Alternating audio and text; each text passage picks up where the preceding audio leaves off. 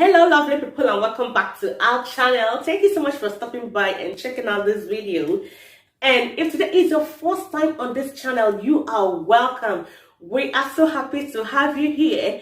And my name's Joy.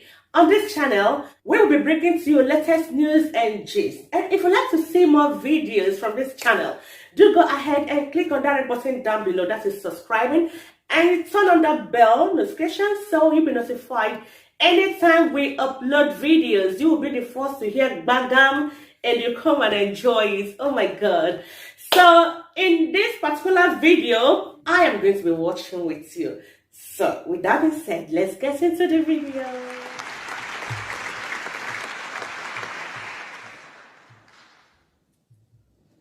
Gorgeous music, thank you.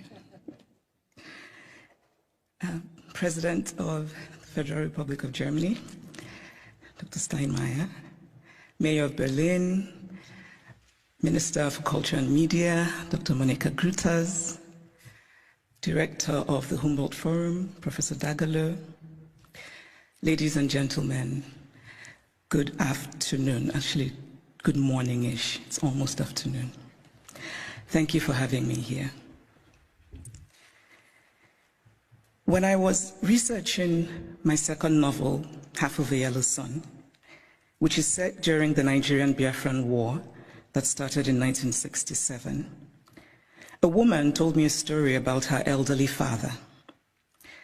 It was early in the war, and they were in their Biafran hometown, feeling relatively safe because the war seemed far away.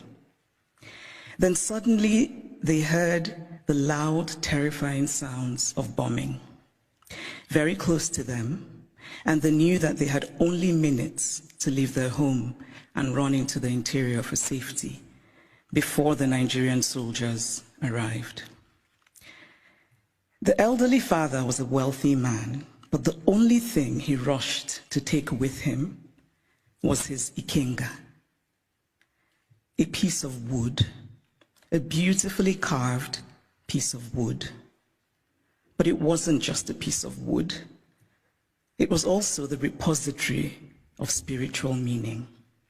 The ikenga represented his chi, his personal spirit, as well as his ancestors, his guardian angels. I was struck by this story. This man, facing the possibility of never seeing his home again, chose the thing that mattered most to him. Of course, he cared about his material possessions, but he believed that those could eventually be replaced, while his ikenga was irreplaceable. There are ikengas in various museums all over the world today, and it is easy to forget as we stare and admire them behind cold and clinical glass barriers, that these are objects that are religious, spiritual, sacred. Art lives in history, and history lives in art. Much of what we call African art are also documents that tell stories. Some are literal in their storytelling, like the beautifully ornate Benin stool that was sent to the Oba of Benin by his people when he was exiled by the British, and which he looked at and immediately could deduce from the carvings the state of his British plundered land. Other sculptures and carvings are more metaphorical. They speak to the dignity of a people, to their worldview, to their aspirations. Some of the early Christian missionaries across the African continent were very keen on destroying African art. Carved African deities, which they told the Africans were just magic. I cannot help but wryly wonder what could be more magical than the story of a man who dies and then magically rises again, a man who also manages to magically give his body as bread. And I say this, by the way, as a newly returned Roman Catholic.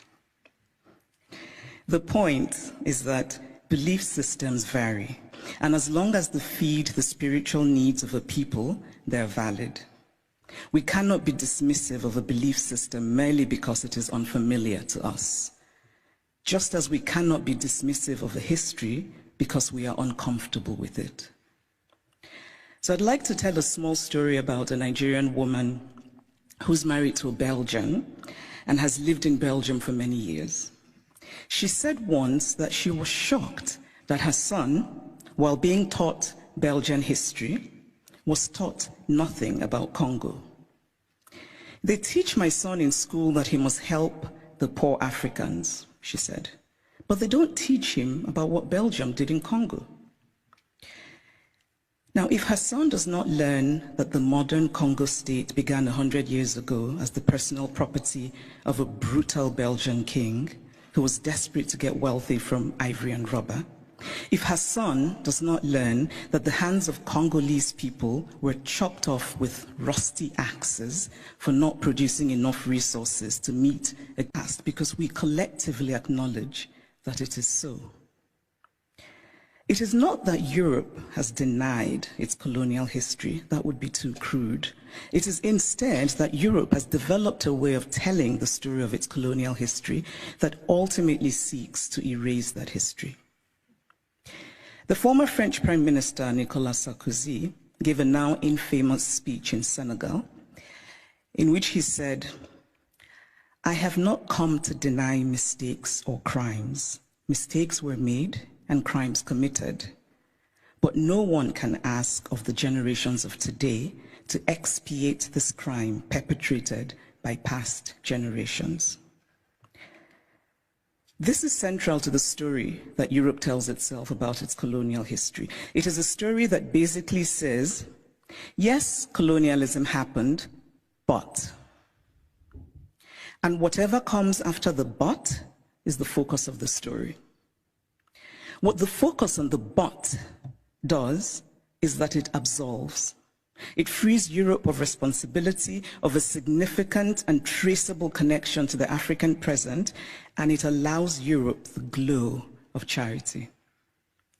But the truth is that the past does not merely tell us what happened yesterday, it also illuminates what happens today.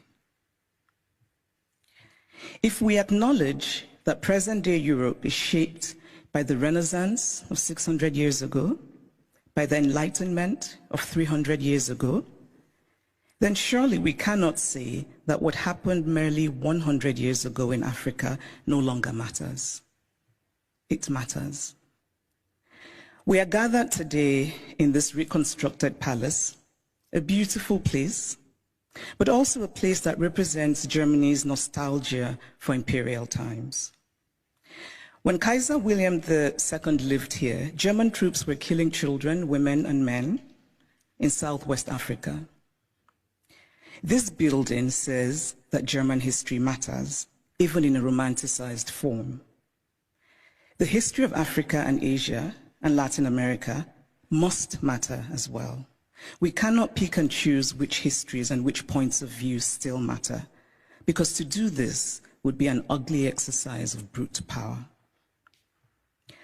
And speaking of power, here's a headline I just read in a German publication. The headline says, "Where do Africa's treasures belong?" Now imagine this headline differently. Imagine if it said, "Where do Germany's treasures belong?" It would be a redundant question, because of course, Germany's treasures belong in Germany. But the question would never even be asked, because there would be no circumstance in which it would be, because of power. And so it seems to me that what we are fundamentally grappling with in this space, in all of these questions about the Humboldt Forum, is power. Unequal power, how we navigate unequal power relations. And there's always been, to me, something shabby about unequal power relations. The victory feels colorless, almost unearned. Okay guys, so that'll be all from us today, and we do hope to see you in our next video. And if you have anything to say about this particular video, go ahead and drop it at the comment section, okay? And we'll get back to you. For now, it's goodbye and stay blessed.